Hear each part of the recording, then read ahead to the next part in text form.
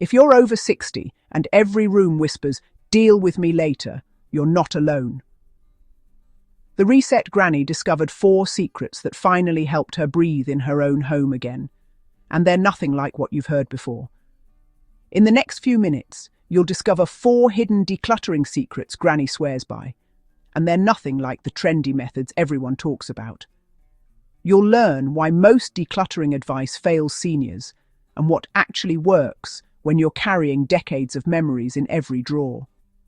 Plus, there's one gentle mindset shift that makes letting go feel lighter instead of harder. And stick around for secret number 4. It's the one that finally broke Granny's 30-year holding pattern.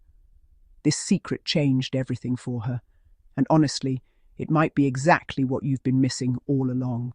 Let's be honest for a moment. You walk into your spare bedroom and there it is.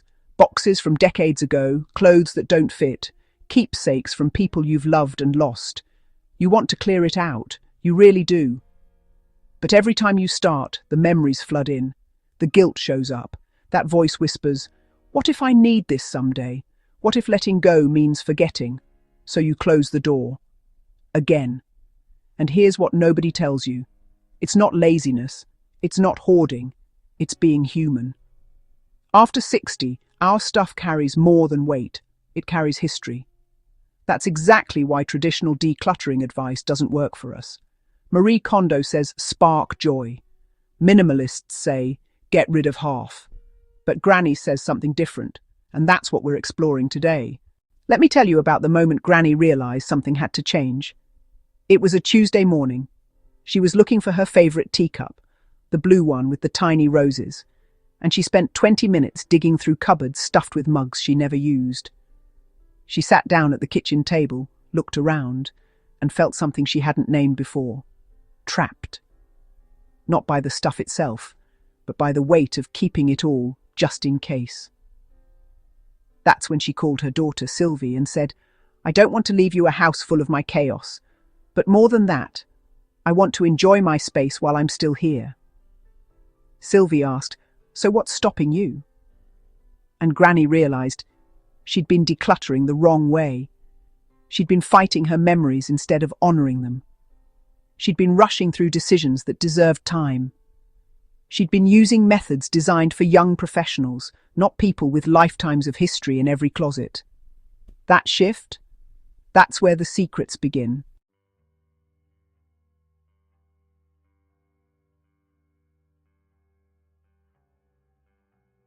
Here's Granny's first secret, and it's deceptively simple.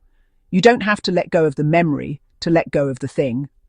Most decluttering methods tell you to make quick decisions, toss it or keep it, yes or no, 5 seconds flat. They say if you hesitate, you don't need it. But after 60, quick feels cruel.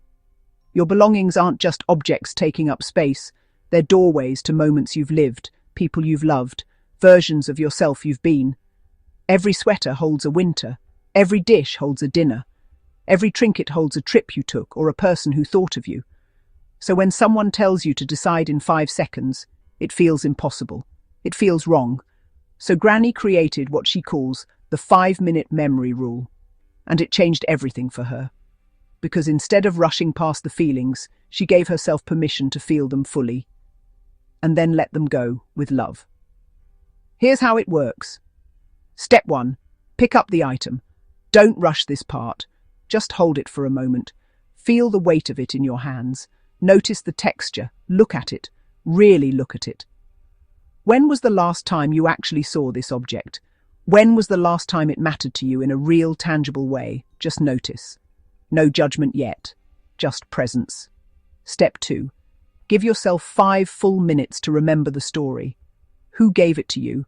Was it a gift? A hand-me-down? Something you bought for yourself during a particular season of life? Where did it come from? What was happening in your life when you got it? Were you younger, happier, struggling, celebrating? Why did it matter then? What did it represent? Love, hope, pride, belonging, connection. Let the memory come back fully. Don't fight it. Don't rush it. Don't feel guilty for feeling. Just remember, let yourself be in that moment again, even if it's bittersweet. Step 3. Honor it. This is the part most people skip, but Granny says it's the most important step of all.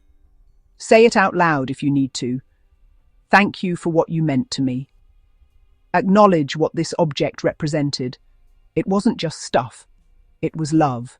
It was a moment. It was proof that you mattered to someone, or that you were building a life, or that you survived something hard. It deserved to matter. And it did. You're not erasing that by letting it go. You're honoring it by acknowledging it existed. Step 4. Then ask yourself one honest question. Does keeping this object honor the memory, or does it bury it in a pile I never see? Does having it in a box in the garage preserve the love, or does it just gather dust and guilt?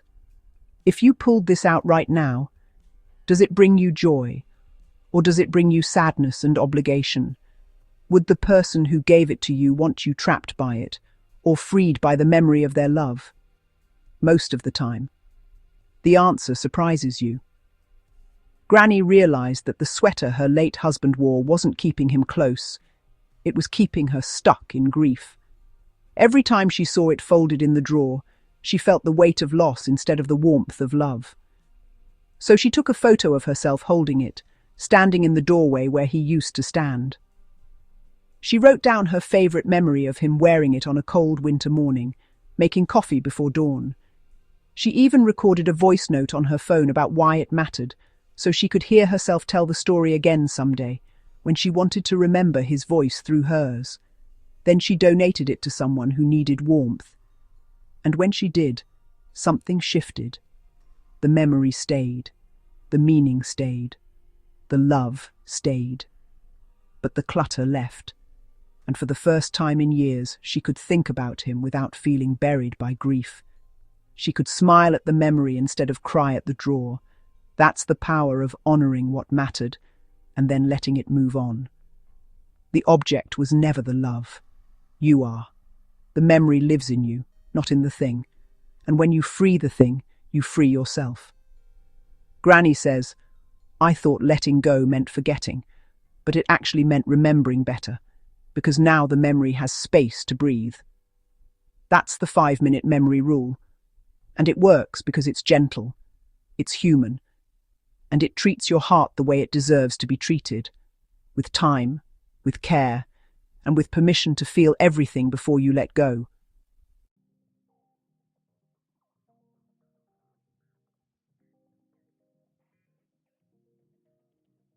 Now you've probably heard the rule. Every time something new comes in, something old goes out. It sounds simple, it sounds fair. It sounds like the perfect system to keep clutter under control. Granny tried it. She really did. And you know what? It didn't work. Not even a little bit. Because after 60, you're not buying new things every week. You're not constantly shopping for the latest trends or filling your home with impulse purchases from the store. You're not bringing in bags of new clothes or gadgets or decorations. Your closet isn't expanding with new stuff every month. It's just stuck with the old stuff that's been there for years, sometimes decades. The problem isn't what's coming in. The problem is what's been sitting there, untouched, unloved, unmoved, taking up space and weighing you down without you even realizing it. So Granny flipped the script entirely. She stopped trying to manage the flow of new things and started looking at what was actually already there. And that's when she created what she calls the 3-zone reset. This is where things got easier, because she stopped treating all clutter the same. She realized that not everything in your home carries the same weight or deserves the same attention. And once she understood that, decluttering became less overwhelming and more manageable. Zone 1. Daily use. These are the things you touch every week, maybe even every day. The clothes you actually wear, not the ones from 10 years ago that might fit again someday, but the ones you reach for on Monday morning. The dishes you use for breakfast. The coffee mug that feels right in your hand. The books on your nightstand you reread when you can't sleep. The tools you reach for without thinking. The coat by the door. The shoes you slip into. These items earn their space because they serve your life right now, today, this week. This zone doesn't need decluttering. It needs organizing. It needs a little tidying, maybe a drawer divider or a better hanger system. But the things in Zone 1 are working for you. They're doing their job. Leave them alone. Zone 2, seasonal or sentimental. This is your holiday decorations tucked away in the attic for November. Your summer garden tools stored in the shed during winter. The picnic blanket you only use twice a year. Family heirlooms you're keeping for the next generation. Letters from loved ones you'll never throw away because reading them again someday means something. Photo albums. Your grandmother's china that only comes out on special occasions. The quilt your mother made. The watch your father wore. These items matter deeply, even if you don't see them or use them every day. And Granny says, that's okay. You don't have to justify love. You don't have to use something every week for it to deserve space in your home. Some things are worth keeping just because they connect you to who you are, where you came from, and who you've loved. Zone 2 gets to stay. Honor it, protect it, and stop feeling guilty about it. Zone 3, the someday trap. This is the danger zone. This is where clutter lives and grows and quietly takes over your home without you even noticing. This is the box of clothes that might fit again someday, but haven't fit in 5 years. The craft supplies for a project you haven't started and probably never will. The exercise equipment gathering dust in the corner. The kitchen gadget you used once and never touched again. The I might need this pile. The it was expensive, so I can't get rid of it guilt. The what if I need it someday? Fear. The someone gave this to me, so I have to keep it obligation. This is where your home gets stuck. This is where your energy drains. This is the zone that keeps you from breathing easy in your own space. Here's Granny's secret. She doesn't try to declutter Zone 1 or 2. She only tackles Zone 3, one box at a time. Not the whole garage. Not every closet in the house. Not the entire basement in one weekend. Just one small section she can actually finish. One box, one shelf, one drawer. She sets a timer for 30 minutes, opens one box, and goes through it with the 5-minute memory rule. And when the timer goes off, she stops. She doesn't push herself to exhaustion. She doesn't try to be a decluttering hero. She just makes a little progress and walks away feeling lighter instead of defeated. And here's the part that changed everything for her. She gives herself permission to say, I'm not ready yet. Without guilt, without shame, without feeling like she's failed. Because sometimes you're not ready. Sometimes the memory is too fresh. Sometimes the object still means too much. Sometimes you need another month, another year, another season of life before you can let it go. And that's human. That's okay. That's not failure. That's honoring where you are. The goal isn't perfection. It's progress. It's opening one drawer and breathing easier. It's reclaiming one shelf and feeling proud instead of guilty. It's knowing that Zone 3 doesn't control your home anymore, you do. Granny says the freedom isn't in getting rid of everything. It's in knowing what you're actually keeping and why. It's in making peace with what stays and what goes. And it's in giving yourself the grace to move at your own pace, one box at a time.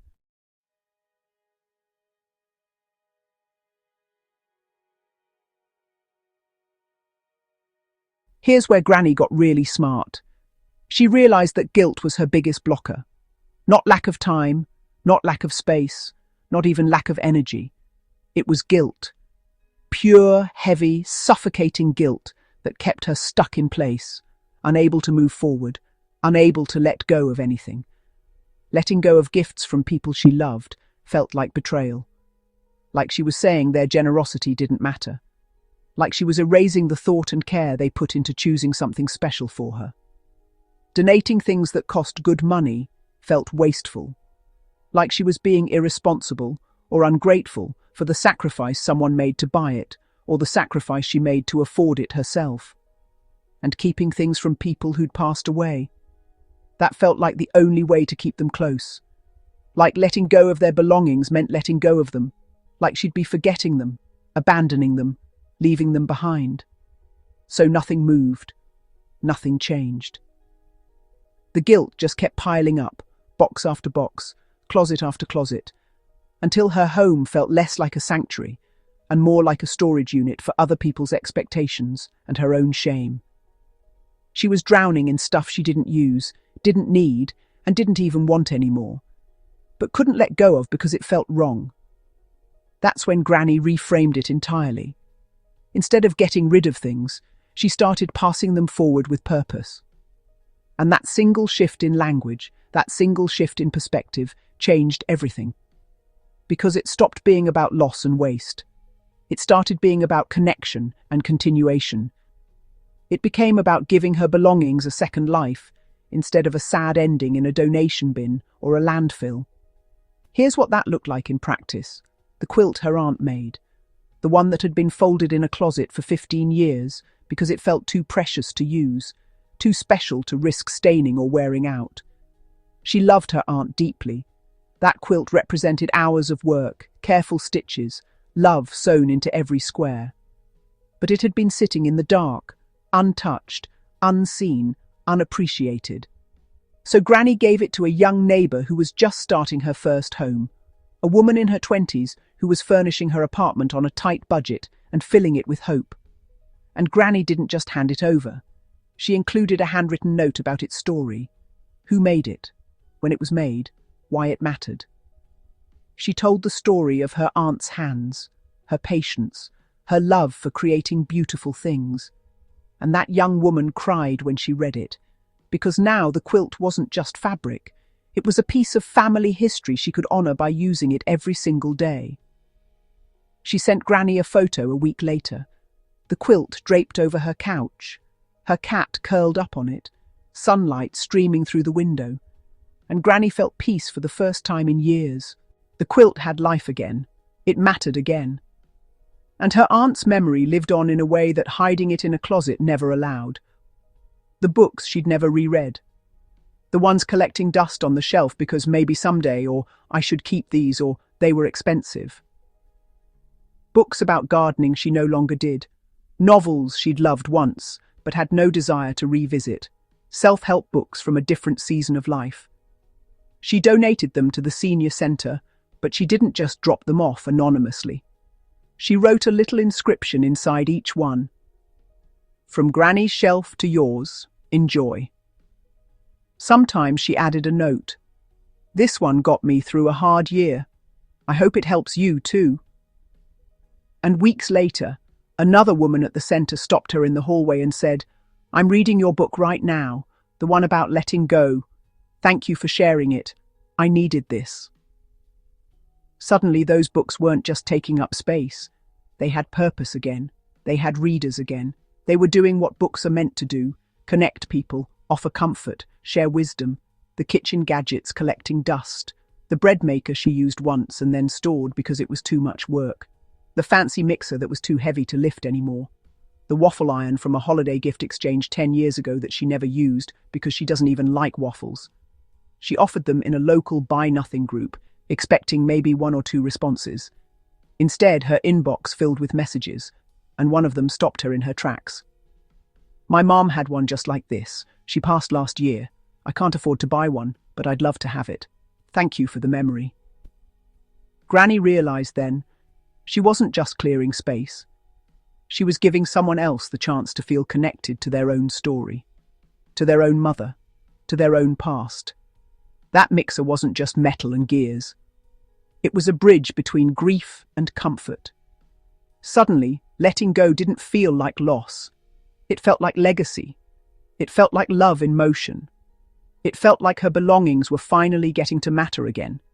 Not trapped in a box, but alive in someone else's hands, serving someone else's life, creating new memories in new homes. Granny says, I'm not throwing away my life. I'm not erasing the people I loved. I'm not being wasteful or careless or ungrateful. I'm sharing it with people who'll actually use it. And that honours the gift more than keeping it hidden ever could.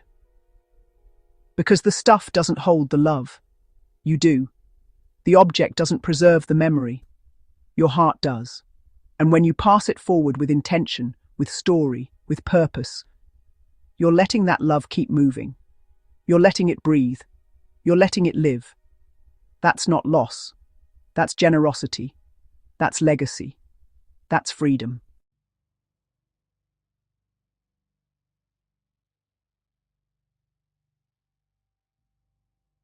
All right, here's the secret. Granny wishes she'd known 30 years ago. And honestly, this one changed everything. Most people declutter by asking, "What should I get rid of?" They stand in front of a closet or a drawer, pick up each item one by one, and try to decide, keep or toss, yes or no, and they get stuck, because every single thing has a reason. Every single thing has a story. Every single thing has a "but what if" attached to it. And trying to decide what goes feels impossible, exhausting, overwhelming. But Granny flipped the question entirely. She stopped asking, "What should I get rid of?" and started asking, "What kind of space do I want to live in?" She stopped focusing on the stuff and started focusing on the feeling. And that shift? That's where the magic happened. That's where everything changed. She asked herself, do I want to walk into my bedroom and feel calm? Do I want my kitchen to feel open and easy to move through? Do I want my living room to invite rest, not stress? What do I want to feel when I open my closet in the morning? When I sit at my table? When I come home after a long day? Because after 60, after decades of taking care of everyone else, of keeping a home for other people's needs and other people's comfort, she realized she'd never once asked what she wanted her space to feel like.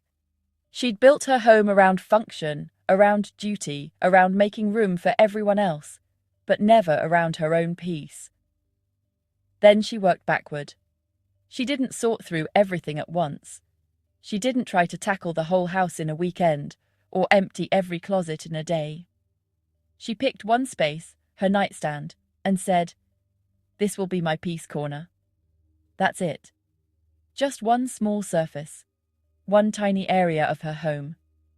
She cleared it completely, took everything off, the old tissues, the stacks of unread magazines, the random coins, the expired coupons, the half-empty water glass, all of it. Gone. And then she asked, what belongs here if this is my place of peace? What serves the feeling I want when I wake up and when I go to sleep? She added a lamp with soft, warm light. A single book she was actually reading, not 3 books she felt guilty about not finishing. And a photo of her granddaughter that made her smile every single time she saw it. Nothing else. No clutter, no just-in-case items, no guilt objects. Just what served the feeling she wanted. Just what made her feel like herself. And every night, when she looked at it, she felt lighter. That one corner became her proof that she could create space that served her. Not her past, not other people's expectations. Not who she used to be or who she thought she should be. Just her, right now, today. That nightstand became her anchor, her reminder, her small, quiet rebellion against the weight of everything else. Here's the reveal most people miss. Decluttering isn't about the things you remove. It's about reclaiming the space to be yourself again. It's about designing a home that matches who you are now, not who you were 20 years ago, not who your kids needed you to be, not who society says you should be at your age. Who you actually are, right now, today. What brings you peace? What makes you breathe easier? What lets you move through your day without tripping over the past? In 2025, more seniors are realizing that downsizing isn't about loss, it's about freedom. But Granny's been living this truth for years. She says, I spent decades taking care of everyone else, keeping their things, making room for their needs, organizing my home around their schedules and their comfort. Now I'm taking care of the space I live in, and that's taking care of me. When you design your space for peace, for ease, for joy, you're not being selfish. You're finally coming home to yourself. 6 months after Granny started her reset, something beautiful happened. Her daughter Sylvie came to visit and stopped in the doorway. She said, "Mum, it feels different in here. Lighter, like you." And Granny smiled because that's exactly what she'd been hoping for. The clutter didn't disappear overnight, But bit by bit, room by room, she took her home back. Not by being perfect, not by following a system that didn't fit her life, but by honoring her memories, protecting her energy, and creating space for what actually matters now. So here's what Granny wants you to remember. Decluttering after 60 isn't about minimalism or trends. It's about making room for the life you still want to live. The 4 secrets: honor the memory, not the clutter. Focus on your 3 zones and give yourself grace. Pass things forward with purpose. Design the space first. The stuff will follow. Start with 1 drawer, 1 shelf, 1 corner. You don't have to do it all at once. You just have to start. Granny's proud of you. If this video helped you see decluttering differently, give it a thumbs up and share it with a friend who's been putting off their own reset. Subscribe to the Senior Reset because Granny's back next week with more secrets to help you live lighter, freer, and more like yourself. And remember, aging isn't about holding on to everything. It's about knowing what's worth keeping. See you in the next one. Granny's proud of you.